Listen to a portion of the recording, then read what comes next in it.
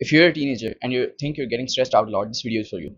So the number one thing that most people don't realize about stress is, first of all, you have to identify how much stress do you actually have. Because oftentimes when we think about stress or we feel overwhelmed by life and all of those things, it's actually a lot less than we think. Because the reason why we think we're stressed in the first place is because we're not progressing in something, and everything is like still, and you feel like it is just piling up, piling up, piling up. But when you actually sit down and start to analyze what is actually wrong, like what's actually causing that stress, then you start noting out things, and you come to the realization that your stress is actually not that much. Like, you're overestimating the stress that you have, and you can easily manage that. So the next thing that you want to do when dealing with stress is that you have to differentiate between the kinds of stress that are in your control and those which are not.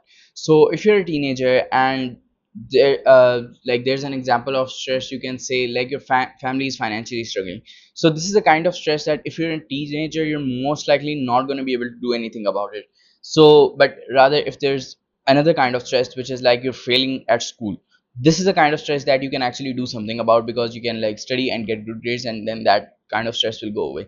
So you have to differentiate between these kind of stresses as well, because it is really pointless to worry about things which you can't do anything about. Right now, of course, if you overthink, you'll find something to do about any kind of stress, no matter how insane it seems. Like, if you're like 13 and your family is struggling financially, you'll think like, okay, I can start freelancing at a young age because all of the world is doing that right now, and then I can support my family. But that is literally not, like, that is so unrealistic that you shouldn't even bother thinking about things like that. But on the other hand, if the stress is something related to your health and your studies and things that are in your control, those are the things that I consider that you can say that this is in your control, and you can like actually change this kind of stress.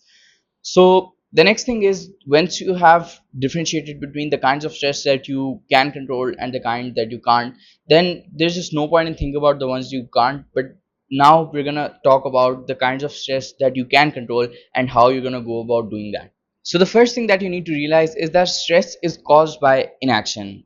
And you can also like say anxiety is also caused by inaction, if it's like about something that, oh shit, like my paper is tomorrow and I haven't studied at all. So all of this is because of inaction. So someone who does something about any kind of thing like studying, or like you can say working out if they are fat, so they will never be as stressed as someone who like likes to do like a huge block of work one day, and then they don't work for a few days, and maybe cram up things at the last night when their exam is tomorrow. So all of these kind of things, you just have to make sure that if you don't want to be stressed or have anxiety about all of these things, just try to do a small bit of thing every single day.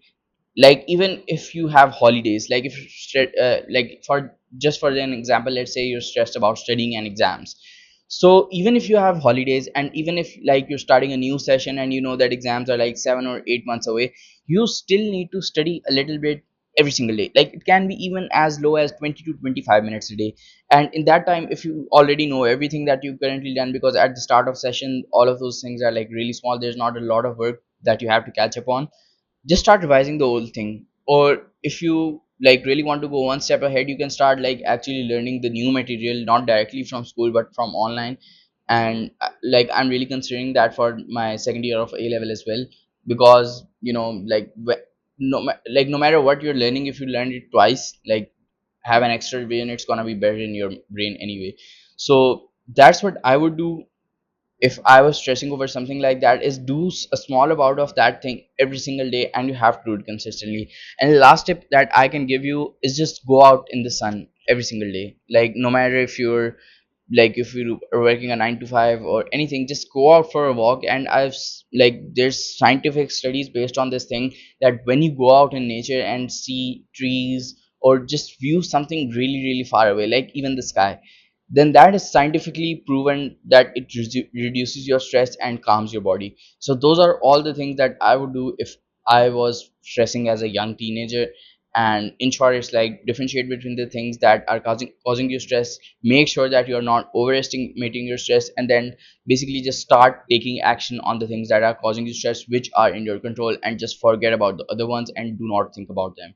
So let me know if this video was helpful.